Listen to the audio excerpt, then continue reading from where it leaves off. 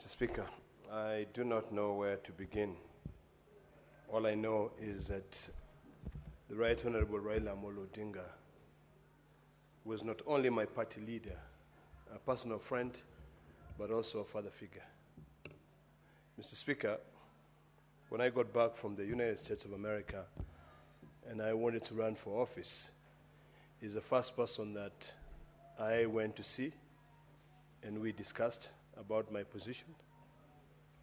And from that moment, he became a father figure to me. He also became a mentor and someone who really believed in me. I know when I say that, I'm speaking on behalf of the entire Maasai community who also viewed him not only as a father figure, but also as a mentor and a defender. For many years, our community has been terrorized, stigmatized, their land rights taken away from them. But the Right Honorable Prime Minister stood firmly in defense of the Maasai land rights.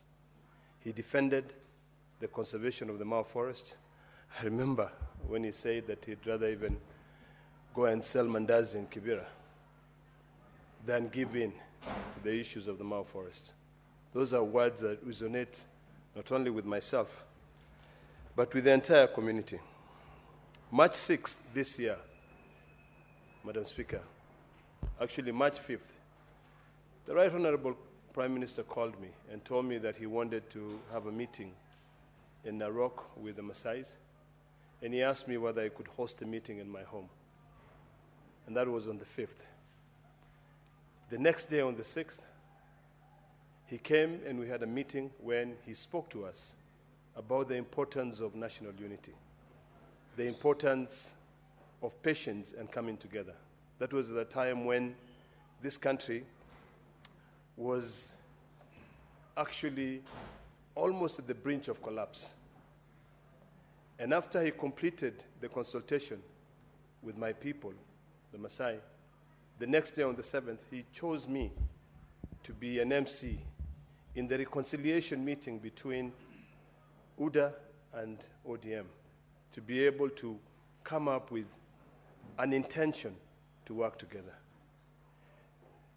What the Right Honorable Prime Minister did then really explained the kind of a person that he was. He was a person who put the nation first rather than his own personal interest. He's a person who believed in reconciliation. He's a person who wanted this country to be able to survive. And today, with the short few minutes that we have to eulogize him, I just want to speak to Kenyans and say what Raila did should be our moving spirit on a daily basis. This country is greater than one person. This country is greater than one particular tribe. This country is where it is because people sacrificed. Raila sacrificed, and he brought this country together. I want to plead with my brothers and sisters from the both sides of the aisle and the both sides of the divide that we cannot afford to take this country into the dogs, that we must shelve our personal interests, our egos, and unite this country. All of us, the 47 counties, must now work on a daily basis in the spirit of Raila. Every time when you think that you know better than anyone else, remember that there are those who came before you and sacrificed. And that is the reason why most of us are standing here. To be honest with you, on that day, I think it was August the 15th, if I would have died at Bomas, I would have died knowing that I got the spirit of courage from a man who was sacrificed, who has been tortured, a man who on a constant daily basis must hold an handkerchief to be able to wipe tears that oozed from his eyes. Kenya, we have a beautiful country. Raila sacrificed. When I sat down with Raila in most occasions, maybe sharing a drink or just going for shopping in Dubai or somewhere else, Raila would tell me that one day there will be boats and ships all the way from Egypt to Lake Victoria. Because in his vision, he had seen that the Nile would be able to be drenched, to be able to ease transport between the African continent. That was a hero. That was a man who wanted to unite Africa. I want to end by saying the following, that Raila, I will miss you.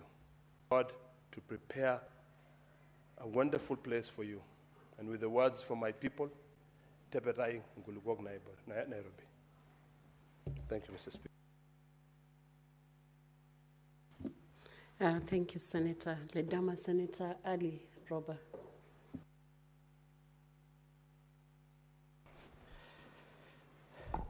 Thank you, Madam Speaker.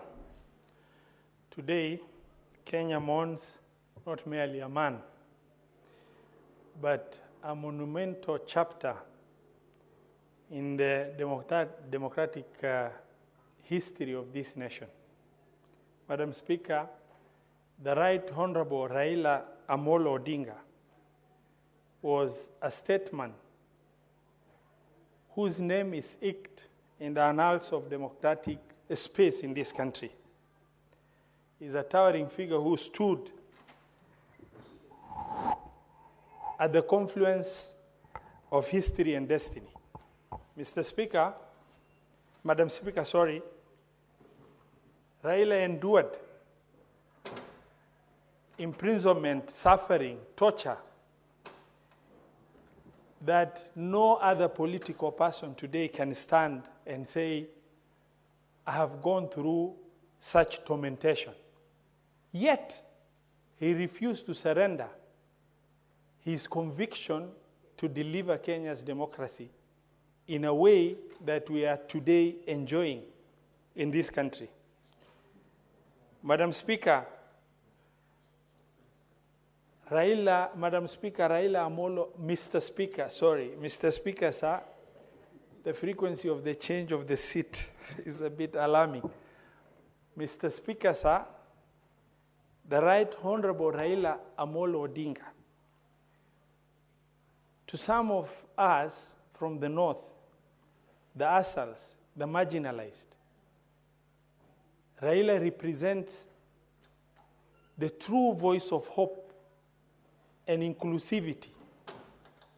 Mr. Speaker, he has relentlessly voiced his concern for the inclusion of the most unfortunate people across the corners of this country.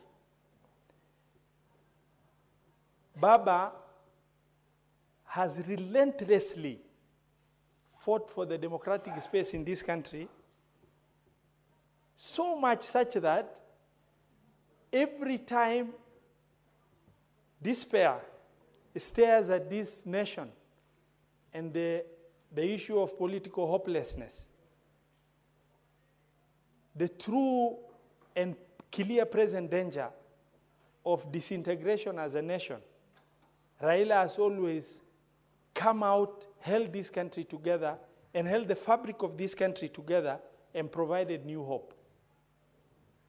Mr. Speaker, that new hope was only possible from somebody who has earned favor with God, the kind of fanatical following the Right Honorable Raila Odinga enjoys will remain in the history of this nation unparalleled, unmatched, and I do not believe there shall ever come a politician in this country who is going to really fit into the shoes of Raila Odinga.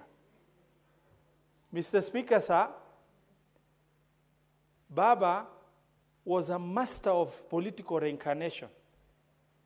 Every time we go through a general election where people come together and say, it's done for Raila, he has always reincarnated himself and presented to be a force that is impossible to whisk away. Mr. Speaker, we stand with a lot of respect. We stand with the family of the late Raila Odinga, Mama Aida, the friends, the nation, the members of ODM party and the president of this republic as we mourn and pray to Almighty Allah to give, during this testing and trying time, to give all of us in Kenya and the closest family members the courage to withstand this situation. Mr. Speaker, as I conclude in the interest of managing time as you've guided, I would like to say, Baba, safari yako hapa duniani imekwisha. Lakini urithi wako utabaki mioyoni mwetu kwa miaka mingi zijazo katika nchi hii. Mr. Speaker, nataka kusema, may Raila rest in peace. Thank you, Mr. Speaker.